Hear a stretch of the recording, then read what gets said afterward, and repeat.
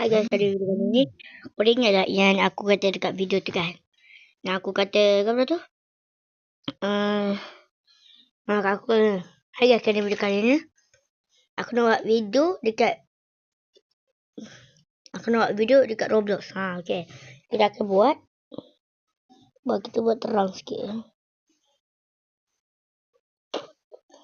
Aku dah lama nak main gini. Pasal 2025. 2025. 2028. 2028. Mana ada 2008? 2008 tu. Aku salah cakap guys. Dan ada part-part juga. Ni korang tahu part-part tu ke apa kan?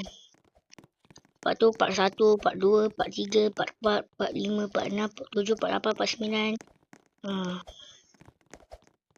Banyak lagi aku nak buat video.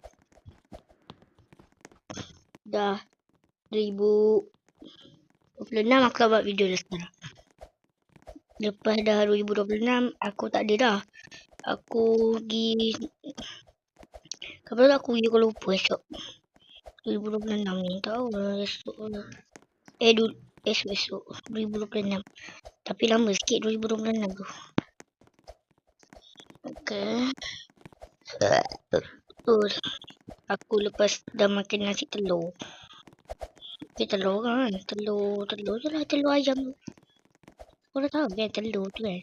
Telur ayam tu kan. Yang siapa tak belajar lagi tu, pergi hospital ambil otak kau. Okey. Aku sebenarnya pro main gini. Kalau korang dah pernah main gini, tulis komennya. Kalau korang dah main gini, tulis komen. Okey. Tulis komen kalau korang dah main.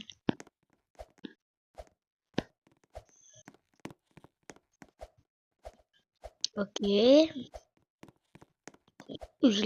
Aku dah boleh video lah. Saya boleh dapat sampai. Aku ni player betul. Okey, yang ni kena berhati-hati.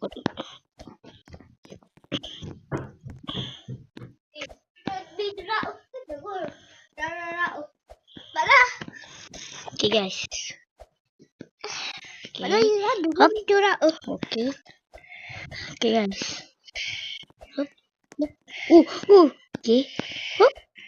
Okay. Okay. Okay. Okay. Okay.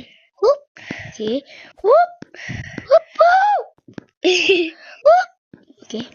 Okay.